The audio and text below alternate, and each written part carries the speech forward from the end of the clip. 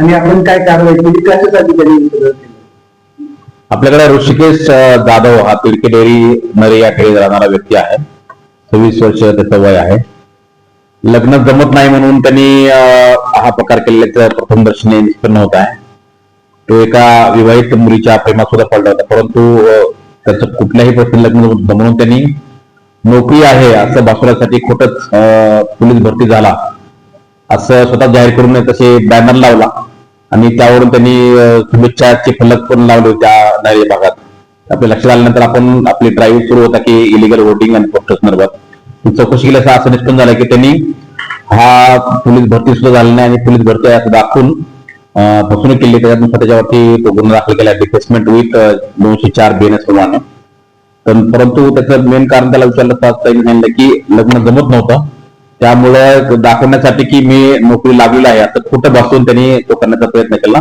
त्यावरून हा मी पोलिसांनी कारवाई केलेली आहे. सर काही त्याला पाहुणे वगैरे पाहिले त्यासाठी त्यांनी ते बॅनर लावले वगैरे असं काही, आणि तो काय करू सध्या आणि तो काही करत नाही. त्याच्यामध्ये तो त्याचं एका मुलीवर प्रेम होतं, परंतु काही त्याला अशी कंडिशन असतील की त्याला जॉब नव्हतं, त्यासाठी हा बनावरतला निष्पन्न झाला. त्यांनी ह्या पोस्टर लावून त्याच्या स्टेटसवर ठेवलं होतं. बाकी काही त्या भागात एक पोस्टर पण लावलं होतं आणि बाकीच्या लोकांना पण तो सांगतो की मला माझी पोलीस भरतीमध्ये निवड झालेली आहे. तर याचं खोटं भासवून पोलीस आहे असं दाखवून त्यांनी ते दाखवण्याचा प्रयत्न केला. त्यावरून तो पोलिसांनी ती कारवाई केली. सर पण कसं कळलं की त्यांनी ते पोलीस भरती झाल्याने झालंय की निष्पन्न कसं होणार?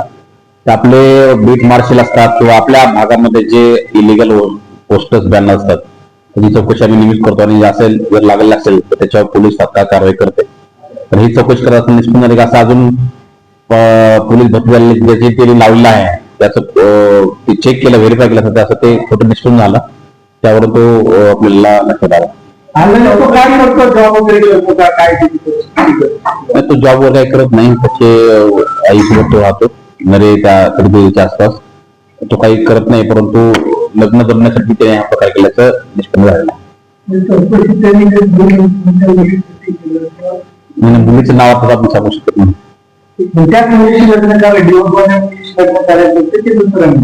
नाही त्याचं लग्न जमत होतं आणि एका मुलीशी त्याचं प्रेम संबंध होते, परंतु ती पण काहीतरी विवाहिता होती, घटस्फोटित होत. परंतु तिथंही त्याला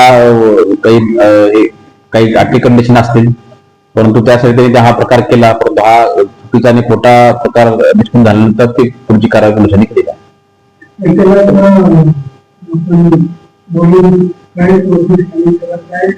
नाही, हा तपास आता पोलीस करत आहेत.